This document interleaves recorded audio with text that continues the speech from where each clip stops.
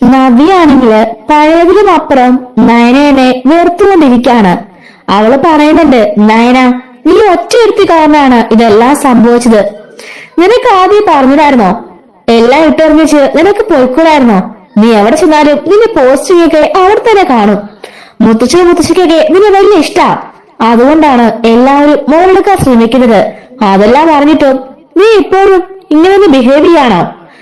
നിന്റെ ഈ ഒരു പ്രവൃത്തി കാരണമാണ് ആദിശേട്ടൻ പോലും മോളെടുക്കുന്നൊക്കെ പറഞ്ഞുകൊണ്ട് നവി ബഹളം വെക്കുന്നുണ്ട്. നയനെ പറയാണ്, ചേച്ചി ആദിശേട്ടനെ എനിക്കറിയാം, അതുകൊണ്ട് ഞാൻ ആദിശനെ ഒരിക്കലും അവിശ്വസിക്കില്ല.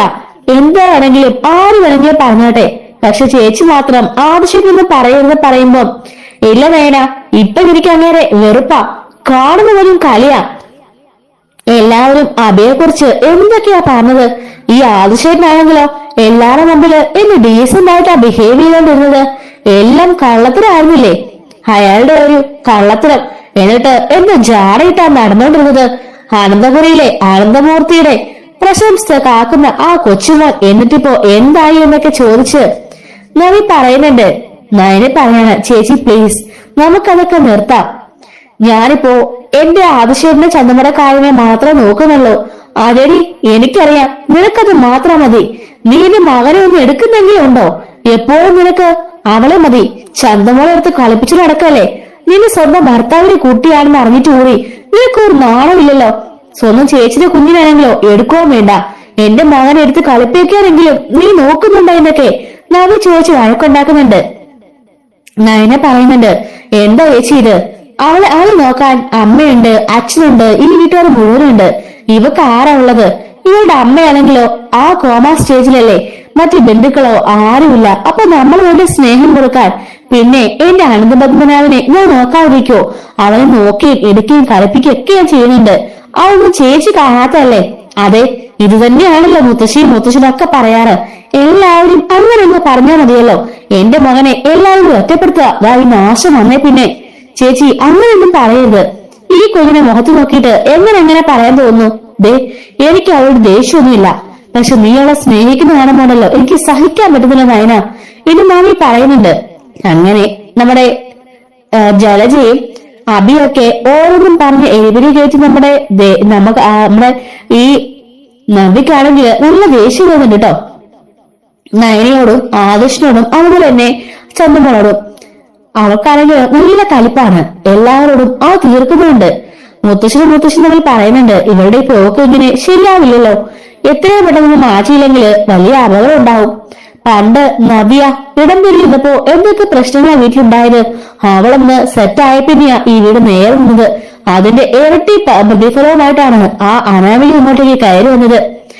അവളുടെ സ്വഭാവത്തിന്റെ 4 ഇരട്ടിയുണ്ട്. അതിന്റെ സ്വഭാവം തലതെറിച്ച പെണ്ണ് എന്നൊക്കെ മുത്തശ്ശൻ പറയുന്നുണ്ട്. ആരോടാണ് എന്താണ് പറയേണ്ടതെന്ന് പോലും അവൾക്കറിയില്ല. പക്ഷെ നവ്യ അത്രയ്ക്കൊന്നും ഇല്ല. അതിലൊക്കെ ഡീസന്റായിരുന്നു നവ്യ എന്ന് മുത്തശ്ശൻ പറയാണ്. ഇനി അവൾ ആ പഴയ സ്വഭാവത്തിലേക്ക് തിരിച്ചു പോവോ എന്ന് മുത്തശ്ശൻ ചോദിക്കുന്നുണ്ട്.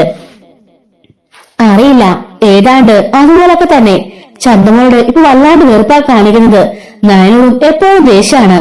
ആദർശനോടുള്ള പെരുമാറ്റം പിന്നെ പറയണ്ടല്ലോ. ചെറുത്താൻ കുരിശു കാണുന്ന പോലെയാണ് അവക്കിപ്പോ ആദർശ്. വല്ലാണ്ട് വെറുപ്പാണ് ഇപ്പൊ ആദർശനോട്. അബിയാണെങ്കിലോ ആളെ ഒറ്റ സ്നേഹവും ബഹുമാനവും അതുപോലെ വിശ്വാസവും. അതൊന്നും വേണ്ടാന്നൊന്നും ഞാൻ പറയുന്നില്ല, പക്ഷെ അവളത് അർഹിക്കുന്നില്ല എന്ന് മുത്തശ്ശി പറയാണ്. അങ്ങനെ രാത്രിയില് നവ്യയും അബിയും കുഞ്ഞുമുറി ഉറങ്ങാൻ കിടക്കുന്നുണ്ട് കേട്ടോ. അവളെ സൂചിപ്പിക്കാനായിട്ട് അവരെ ആ കുഞ്ഞിനടുത്ത് കളിപ്പിക്കുകയും ഉറക്കാൻ ശ്രമിക്കുകയും നബിയുടെ ഉറങ്ങിക്കോ ഞാൻ നോയിക്കോളാം എന്നൊക്കെ പറയുന്നുണ്ട്. അങ്ങനെ അവൻ പാരട്ടൊക്കെ പാടി ഉറക്കാണ്. ഇതൊക്കെ കാണുമ്പോൾ നബി ഓർക്കുന്നുണ്ട്, ഞാൻ എത്ര ഭാഗ്യവതിയാ. ആ ആദർശന്റെ പോലും ഞാൻ വിവാഹം കഴിച്ചിരുന്നെങ്കിൽ എന്റെ ജീവിതം എന്തായേനെ. വെള്ളകളുടെ കൊച്ചിനെയും ചുമന്നുകൊണ്ട് നയന നടക്കുന്ന പോലെ ഞാനിപ്പോ നടക്കേണ്ടി വന്നേനെ. എന്റെ ഈശ്വര, എന്റെ ഭാഗ്യം. അബിയെപ്പോലെ ഒരുത്തനെ ഭാര്യയെ കിട്ടിയതില് അബിയെപ്പോലെ ഒരുത്തന്റെ ഭാര്യയായത്. അബിയാണെങ്കിലോ പണ്ട് കുറച്ച് ചുറ്റുക്കളൊക്കെ ഉണ്ടാണെങ്കിലും ഇപ്പൊ അവൻ ഡീസന്റാ. എന്തായാലും എന്റെയും കുഞ്ഞിനെയും അവൻ പൊന്നുപോലെ നോക്കുന്നുണ്ടല്ലോ.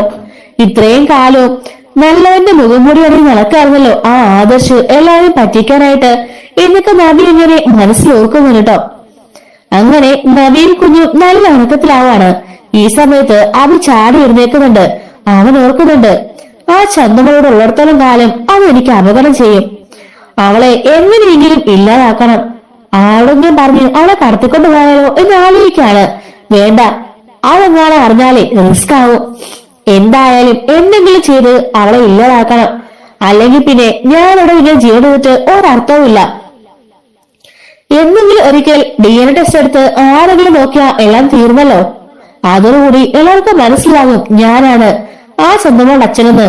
അതോടുകൂടി തീരും എന്റെ ഈ വീട്ടിലത്തെ വാസവും എന്റെ പണവും പ്രതാപവും എല്ലാം എന്ന് ആലോചിക്കുന്നുണ്ട്. എന്നവൻ ആലോചിച്ചുകൊണ്ട് അവൻ പതിയെ ആ കുട്ടി എവിടെ കിടക്കുന്ന അന്വേഷിച്ച് ഇറങ്ങാം കേട്ടോ.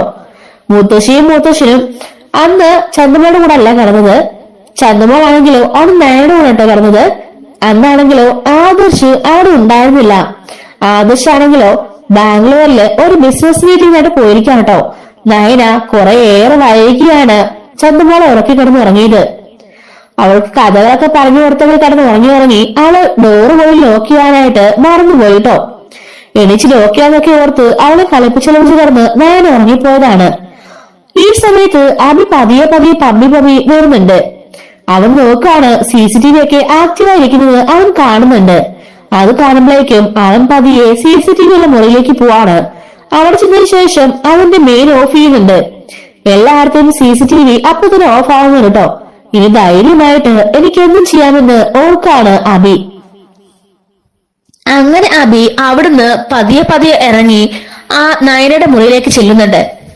അവിടെ ചെല്ലുമ്പോഴേക്കും അവൻ പതിയെ ഡോറ് തള്ളി നോക്കാണ്.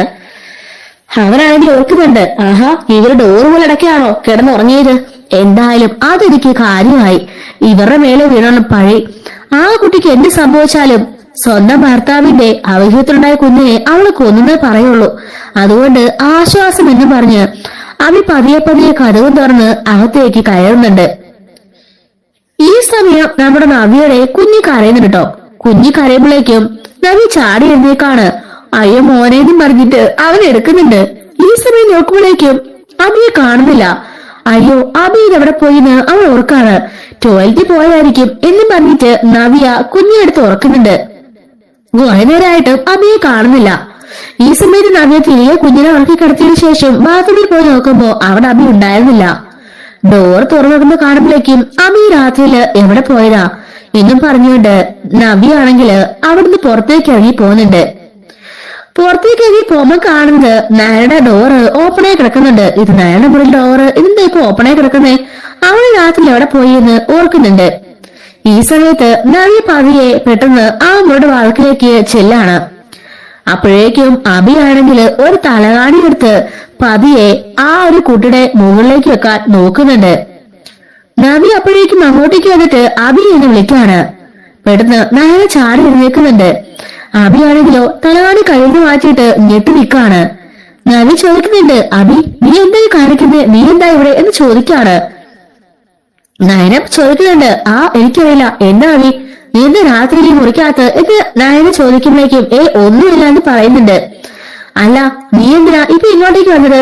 നീ എന്റെ കൂടെ കിടന്ന് ഉറങ്ങുമല്ലായിരുന്നെന്ന് ചോദിക്കാണ് നവ്യ. അബി പറയാണ്, അല്ല എനിക്കാണെങ്കിൽ ഉറക്കം വന്നില്ല, ഞാൻ എഴുന്നേറ്റ് നടക്കായിരുന്നു. ഈ സമയത്ത് ഈ ഡോർ തുറന്നത് കണ്ടു. അങ്ങനെ നോക്കിയപ്പോ ചന്ദമോൾ കിടക്കുന്നത് കണ്ടു. അങ്ങനെ ചുമ്മാ ഞാൻ എന്തോ അനക്കം കേട്ടപ്പോ എന്നൊക്കെ പറയുമ്പോ നവി പറയുന്നുണ്ട്, നീ എന്റെ നയനെ ഡോർ ലോക്ക് ചെയ്തില്ലേ? ഇല്ല ചേച്ചി, ഇവളെയും കളിപ്പിച്ചേർന്ന് ഉറങ്ങിയപ്പോ ഞാൻ ഡോർ ലോക്ക് ചെയ്യാൻ മറന്നുപോയി എന്ന് പറയുന്നുണ്ട്. അല്ല, എന്തോ അനക്കം പോലെ തോന്നി. ആദർശൻ എവിടെ പോയി എന്ന് അബി ചോദിക്കുമ്പോ നയന ചോദിക്കാണ്, അല്ല അബി നിനക്കറിയില്ലേ ആദർശൻ ബിസിനസ് മീറ്റിനായിട്ട് പോയിരിക്കല്ലേ എന്ന് ചോദിക്കാണ്. ശരിയാണല്ലോ അല്ലെ, ഞാനത് ഓർത്തില്ല. എന്തോ അനക്കം കേട്ടപ്പോ എന്താണെന്ന് അറിയാൻ വേണ്ടി അകത്ത് നോക്കിയതേ ഉള്ളൂ എന്ന് അബി പറഞ്ഞിട്ട് അവിടെ നിന്ന് ഇറങ്ങി പോകുന്നുണ്ട്. സമയത്ത് നവിക്കാണെങ്കിലും ചെറിയ സംശയം അബിയുടെ മേലെ ഉണ്ടാവുന്നുണ്ട്. നവി ചോദിക്കാണ്, എന്താ? നയന ചോദിക്കുന്നുണ്ട്, എന്താ ചേച്ചി എന്താ കാര്യം ചോദിക്കാണ്. ഒന്നുമില്ലെന്ന് പറയുന്നുണ്ട്. അല്ല, നവി ചോദിച്ചപ്പോ അബി എന്ത് ചെയ്യായിരുന്നു ചോദിക്കുമ്പോഴേക്കും അല്ല അവന്റെ കയ്യില് ഈ തലകാണി ഉണ്ടായിരുന്നു പറയുന്നുണ്ട്. അപ്പോഴേക്കും നയൻ ഞെട്ടിപ്പോകുന്നുണ്ട്. എന്റെ ഈശ്വര എന്ന് പറയുന്നുണ്ട്. എന്താടി, എന്താ നീ അങ്ങനെ പറഞ്ഞേ? ഒന്നുമില്ല ചേച്ചി എന്ന് പറയുമ്പോഴേക്കും അല്ല എന്താ ഉണ്ട്, എന്താ നയന കാര്യം പറഞ്ഞ് പറയുന്നുണ്ട്. ഒന്നുമില്ല ചേച്ചി എന്ന് പറയാണ്. അല്ല അവൾ എന്തായിരിക്കും തലാണികൂടെ ഒന്നെന്ന് ചോദിക്കാണ് നമ്മുടെ നവ്യ. നയനയ്ക്ക് ഇപ്പൊ കാര്യം മനസ്സിലാകുന്നുണ്ട്. നയന ചന്ദമോളെ ചേർത്ത് പിടിക്കുന്നുണ്ട്. എന്നിട്ട് ഒന്നുമില്ല ചേച്ചി എന്ന് പറയുന്നുണ്ട്. അല്ല നയനെ പറ, കാര്യം പറ, എന്തിനായിരിക്കും അവനിപ്പോ ഇങ്ങോട്ടേക്ക് വന്നത്?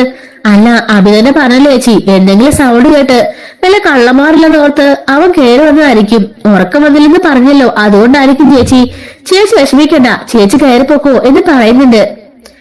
മോൻ ഒറ്റയ്ക്കല്ലേ ഉള്ളൂ എന്ന് പറഞ്ഞിട്ട് നയനോടെ പറഞ്ഞേക്കുന്നുണ്ട്. ചെറിയ സംശയത്തിലൂടിയിട്ട് നമ്മുടെ നവ്യ അവിടെ നിന്ന് ഇറങ്ങി അവളുടെ മുറിയിലേക്ക് പോവാണ്. അവിടെ ചെല്ലുമ്പോഴേക്കും അഭിയാണെങ്കിൽ കുഞ്ഞു കാര്യം നവ്യ എന്ന് പറഞ്ഞ് എടുത്തുകൊണ്ടിരിക്കുകയാണ്. സംശയത്തിലൂടെ തന്നെ നവ്യ ചോദിക്കാണ്, അല്ലബി നീ ഇങ്ങനെ അങ്ങോട്ടേക്ക് പോയത്? ആഹാ, പിന്നെ പറഞ്ഞു മനസ്സിലായില്ലേ? പിന്നെ സംശയം തുടങ്ങിയോ? ഞാൻ പറഞ്ഞല്ലോ, ഞാനാണെങ്കിലോ എന്റെ സൗണ്ട് കേട്ട് പോയതാ. എനിക്ക് ഉറക്കം വന്നില്ലടോ, ഞാനപ്പോ ഇതിൽ നടക്കായിരുന്നു. അപ്പോഴെന്തോ ചെറിയ സൗണ്ട് പോലെ തോന്നിയത്. നോക്കിയപ്പോ ഡോറ് തുറന്നു കിടക്കാണ്. ആ തലാടി താഴെ കിടക്കായിരുന്നു. അതെടുത്ത് ഞാൻ കട്ടിലിൽ വെക്കാൻ പോയതാ. അപ്പോഴാണ് നീ വന്നത്. നിനക്ക് വിശ്വാസമായില്ലെങ്കിൽ നീ പറ, ഞാൻ എന്ത് ചെയ്യണം വിശ്വാസം വരണേട്ട്? ഞാൻ എന്താ ശൂലപുത്തനോ വായിക്കൂടെ? എന്ത് ചെയ്യണം നീ പറ, കർപ്പൂരം തെളിയിക്കണോ എന്നൊക്കെ ചോദിക്കാണ്. വേണ്ട വേണ്ട, ഞാൻ ചോദിച്ചതേ ഉള്ളൂ. നീ കിടന്നെന്ന് പറയുന്നുണ്ട്. ദാ ഓൻ എഴുച്ചിരിക്കുമ്പോഴാണോ നീ ഇറങ്ങി നടക്കുന്നത്? അത് പിന്നെ ഞാൻ ഉണർന്നപ്പോ നിന്നെ കണ്ടില്ല അബി, അതുകൊണ്ടാണ് എന്ന് പറയുന്നുണ്ട്. അതൊന്നും സാരയില്ല, നീ കിടന്ന് ഉറയിക്കേ എന്ന് പറയുന്നുണ്ട് കേട്ടോ. എനിക്കാണെങ്കിൽ നല്ല ജലദോഷം കേട്ടോ, അതുകൊണ്ടാണ് നമ്മൾ സംസാരിക്കുന്ന സമയത്ത് ചെറിയ ഡിസ്റ്റർബൻസ് ഒക്കെ ഉണ്ടാകുന്നത്. എല്ലാരും ഒന്ന് ക്ഷമിക്കണം കേട്ടോ. അങ്ങനെ അതിനുശേഷം അബി കിടന്ന് ഉറങ്ങാണ്. നവ്യം കിടന്ന് ഉറങ്ങുന്നുണ്ട്. അബി ആലോചിക്കുന്നുണ്ട്, ഈശ്വര അവൾ ഒരു സെക്കൻഡ് എങ്ങാനും വൈകിയാണ് വന്നിരുന്നെങ്കിൽ ഞാൻ ആ കുട്ടിയെ അപായപ്പെടുത്താൻ ശ്രമിക്കുന്നതെങ്ങാനും നവ്യെ കണ്ടിരുന്നെങ്കിൽ എല്ലാം തീർന്നു. ഒച്ചപ്പാടും ബഹളവുമായി ഞാനിപ്പോ സ്റ്റേഷനിലും ആയേനെ. എന്തോ ഭാഗ്യം കൊണ്ടാണ് ആ ഒരു സെക്കൻഡ് മുമ്പേ അവൾ എത്തിയതെന്ന് അബി മനസ്സിലോർക്കുന്നുണ്ട്. ഇനി എന്ത് ചെയ്താലും അതുപോലെ കരുതലോട് ചെയ്യാവുള്ളൂ എന്ന് അവൻ മനസ്സിലോർക്കാണ്. ഈ സമയത്ത് നായനാണെങ്കിൽ ചന്ദമോളെ ചേർത്ത് പിടിച്ചുകൊണ്ട് വല്ലാണ്ട് വിഷമിച്ചിരിക്കുന്നുണ്ട്. എന്നിട്ട് നയനയ്ക്കാണെങ്കിൽ കിടന്നിട്ട് ഉറക്കവും വരുന്നില്ല കേട്ടോ. നയന നേരെ ചന്ദമോളെ എടുത്തുകൊണ്ട് മുത്തശ്ശിയുടെ മുറിയിലേക്ക് പോകുന്നുണ്ട്. അവരുടെ ഡോർ മുറ്റുമ്പോഴേക്ക് മുത്തശ്ശി ചോദിക്കാണ്, ഇതാരെ ഈ രാത്രിയില്? പാതിരാത്രി ആയല്ലോ, നീ പോയി ഡോർ തുറക്കുന്ന മുത്തശ്ശി പറയുന്നുണ്ട്. മുത്തശ്ശി ഇത് ഡോർ തുറക്കുമ്പോഴേക്കും നായനയും ചന്ദമോളും കേട്ടോ അവരകത്തേക്ക് കയറാണ്. എന്താ മോളെ, എന്താ ഈ സമയത്ത്? മോൾ ഉറങ്ങിയില്ലേ? സമയം ഏകദേശം 2 മണി കഴിഞ്ഞല്ലോ. അത് പിന്നെ മുത്തശ്ശി, ഒരു പ്രശ്നമുണ്ട്. എന്ത് പ്രശ്നം എന്ന് മുത്തശ്ശി ചോദിക്കാണ്. മുത്തശ്ശി ചോദിക്കുന്നുണ്ട്, എന്താ മോളെ, എന്താ കാര്യം ചോദിക്കുന്നുണ്ട്. മുത്തശ്ശ, ഞാന് ഇവളെ കളിപ്പിച്ചിരുന്ന് ഉറങ്ങിയപ്പോ ഡോർ ലോക്ക് ചെയ്യാൻ മറന്നുപോയി. ആ സമയത്താണ് പെട്ടെന്നൊരു കാർച്ച കേട്ട് ഞാൻ എഴുന്നേറ്റത്. നോക്കിയപ്പോ നവ്യേച്ചിയായിരുന്നു അത്. നവ്യോ? അതെ, അവിടെ അബി ഉണ്ടായിരുന്നു. അബിയുടെ കയ്യിൽ ഒരു തലകാണി ഉണ്ടായിരുന്നു. നവ്യെ കാണാതെ അബി ഞങ്ങളുടെ മുറിയിലേക്ക് വന്നതാ. ഞങ്ങളെ കട്ടിലേ കിടന്ന തലാണ തന്നെയാ അവന്റെ കയ്യിലുണ്ടായിരുന്നത്. എനിക്ക് നല്ല സംശയമുണ്ടെന്ന് പറയുമ്പോ എന്താ മോളെ ചോദിക്കണം മുത്തശ്ശി. മുത്തശ്ശിന് മനസ്സിലായല്ലോ ചന്ദമോളെ അപായപ്പെടുത്താൻ വേണ്ടിയിട്ടാണ് അയാൾ വന്നതാണ് എനിക്ക് തോന്നിയെന്ന് നായനെ പറയുമ്പം മുത്തശ്ശി ഞെട്ടിപ്പോകുന്നുണ്ട്. എന്താ മോളെ പറഞ്ഞ് ചോദിക്കാണ്. അതേ മുത്തശ്ശി, ഞാൻ പറഞ്ഞത് സത്യമാണ്. നബിയനെ കുഞ്ഞിനെ ഉറക്കി കിടത്തിയിട്ട് അവരറിയാതാണ് അബി എന്റെ മുറിയിലേക്ക് വന്നത്. വന്ന സമയത്ത് അവൻ തലാണയും കൊണ്ട് എനിക്ക് ഉറപ്പാ എന്റെ കുഞ്ഞിനെ എന്നും പറഞ്ഞിട്ട് അവൾ ചേർത്ത് കൊടുക്കുന്ന ഒരു ചന്ദമോളെ. ഇനി അവനെ ഇവിടെ വെച്ചോണ്ടിരിക്കാൻ പാടില്ലെന്ന് മുത്തശ്ശി പറയാണ്. മുത്തശ്ശി പറയുന്നുണ്ട്, അവൻ അതിന് തന്നെയാണ് വന്നതെന്ന് മോക്ക് ഉറപ്പുണ്ടോ? അതേ മുത്തശ്ശ, അവന്റെ കയ്യിൽ തലാണി ഉണ്ടായിരുന്നു. നവ്യ വന്നിട്ട് അബി എന്ന് വിളിച്ചപ്പോഴാ അവൻ തലാണി താഴെ കളഞ്ഞത്. നവ്യേച്ചി എന്താ ഇപ്പൊ ഇങ്ങോട്ടേക്ക് വന്ന് ചോദിച്ചപ്പോ എന്തോ അനക്കം കേട്ടു, ഉറക്കം വന്നില്ലെന്നൊക്കെ അവൻ പറഞ്ഞത്. അതെല്ലാം കള്ളമാണെന്ന് എനിക്ക് മനസ്സിലായി മുത്തശ്ശ. എന്തെങ്കിലുമൊക്കെ അവന്റെ കാര്യത്തിൽ തീരുമാനം ഉണ്ടാക്കണം, അല്ലെങ്കിൽ പിന്നെ എന്തെങ്കിലുമൊക്കെ ഇവിടെ സംഭവിക്കും. ഈ ചന്ദമോളുടെ ജീവന് മാത്രമല്ല അനന്തപത്മനാഭന്റെ ജീവന് പോലും അത് ആപത്താണ് എന്ന് നയന പറയുന്നുണ്ട്. മോള് പറഞ്ഞത് ശരിയാ, ഒരു മനസാക്ഷി ഇല്ലാത്തൊരു ജീവിയാണ് അവൻ. ആരോടും ഒരു കമ്മിറ്റ്മെന്റ്സും ഇല്ല, ഒരു സ്നേഹവും ഇല്ല, ഒന്നുമില്ല. അവൻ എപ്പോഴും അവന്റെ കാര്യം മാത്രം. അങ്ങനൊരു മനുഷ്യജീവിയായിപ്പോയി അവൻ, ഒരു മൃഗം എന്ന് മുത്തശ്ശൻ പറയുന്നുണ്ട്. അവന്റെ കാര്യത്തിൽ വേണ്ട തീരുമാനം ഞാൻ എടുത്തോളാം മോളെ എന്ന് പറഞ്ഞിട്ട് നയനെ മടക്കി വെക്കുന്നുണ്ട്. പിന്നെ മോളെ കഥയിൽ ഓക്കെ മറക്കരുത്, എപ്പോഴും സേഫ് ആയിട്ടിരിക്കണം, മോളെ സേഫ് ആയിട്ട് നോക്കണമെന്ന് മുത്തശ്ശൻ പറയുന്നുണ്ട്. അങ്ങനെ ഈ കാര്യങ്ങളെല്ലാം നയനെ വിളിച്ച് ആദർശനോട് അപ്പോൾ തന്നെ പറയുന്നുണ്ട്. ആദർശ് പറയാണ്, നീ മുത്തശ്ശിയോട് കാര്യം പറഞ്ഞല്ലോ, അത് തന്നെ വലിയ കാര്യം. നീ എന്തായാലും ഡോറൊക്കെ ലോക്ക് ചെയ്ത് കിടന്നോ. ഇങ്ങനെ ഒരുത്തിന് വീട്ടിലുള്ളപ്പോ എങ്ങനെ മനസ്സമാധാനം ഉറങ്ങാൻ കഴിയില്ലേ നയന? എന്തായാലും നാളെ തന്നെ ഞാൻ അങ്ങോട്ടേക്ക് വരാം. ഈ കാര്യത്തിൽ മുത്തശ്ശിയോട് ആലോചിച്ചിട്ട് അവന്റെ കാര്യത്തിൽ ഒരു തീരുമാനം ഉണ്ടാക്കിയേ പറ്റുള്ളൂ. അല്ലെങ്കിൽ ഇവന് എന്തെങ്കിലുമൊക്കെ ചെയ്തു കളയും. നമ്മുടെ കുടുംബം നശിപ്പിക്കാൻ ആ ഒറ്റ ഒരുത്തരം മതിയെന്ന് ആദർശ് പറയുന്നുണ്ട് കേട്ടോ.